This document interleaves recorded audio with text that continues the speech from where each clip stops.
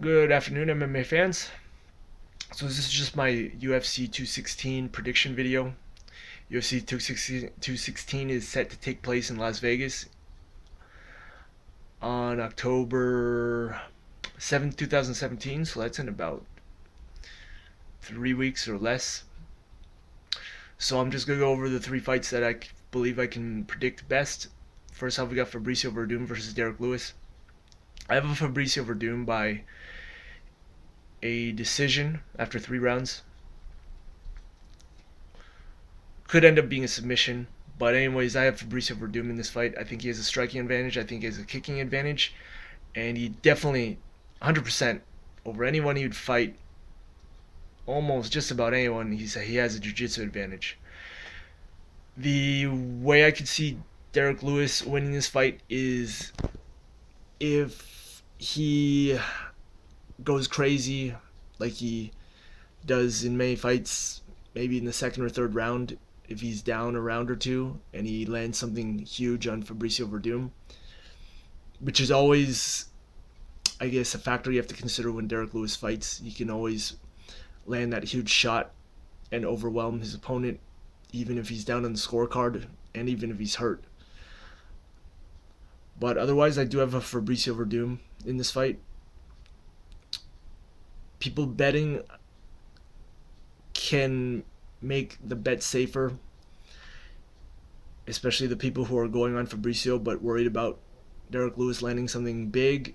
People betting should probably put something small or something to equalize a Fabricio Werdum win, just in case Derrick Lewis does go berserk and land some crazy shot that ends the fight. It's a big possibility. Okay, so next fight we have Demetrious Johnson versus Ray Borg. I've got Demetrious Johnson in this fight. I do not necessarily have the technical details to break it down,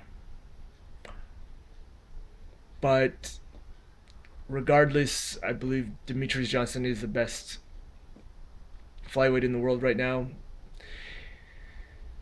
It seems that his biggest competition at this point would be Henry Cejudo or TJ Dillashaw, but that fight doesn't look like it's going to happen. I don't think Demetrious Johnson wants to fight TJ Dillashaw which is something that's pissing off not only me but many MMA fans and also Dana White himself. So I got Demetrious Johnson in this fight. The odds are most likely going to be unbettable, so forget about it. Forget about betting on that fight. The only way anyone should bet on this fight is if they're on Ray Borg and they somehow know something that other people don't. But like I said, otherwise I have DJ in this fight. Probably by whatever he wants. I could not predict the finish in this fight. And then finally we have the main event: Tony Ferguson versus Kevin Lee. I could definitely give a little bit more breakdown on this fight. I give Tony Ferguson the jiu-jitsu advantage and I give him the striking advantage. I think Tony Ferguson's been looking pretty slick in the striking. He did impress me versus Rafael Dos Anjos, although Rafael Dos Anjos was coming off a very hard weight cut. But Tony Ferguson did not struggle in the jiu-jitsu nor the striking. And yeah, we are talking the early rounds. So Tony Ferguson did lose the first round, but I believe he came back, or the first 2 rounds, but he came back and he looked very good. He looked very slick on the feet, like I said, and he looked very good in the jiu-jitsu. The factors here that may come in for Kevin Lee is that he is younger and he's not coming off of a 1 year or almost 1 year layoff, as Tony Ferguson is coming off almost a year layoff.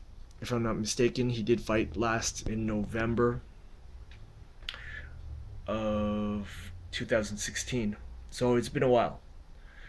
But there's definitely no doubt that Tony Ferguson has been training the entire time. He was getting ready to fight Khabib before Khabib had to pull out.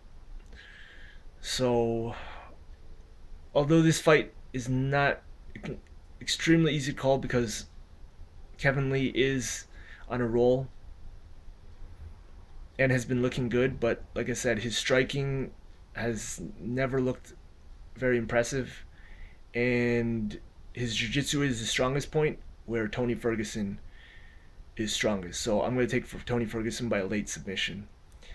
So those are my picks and opinions. Please leave yours, and please like and subscribe. Thank you very much. Take care.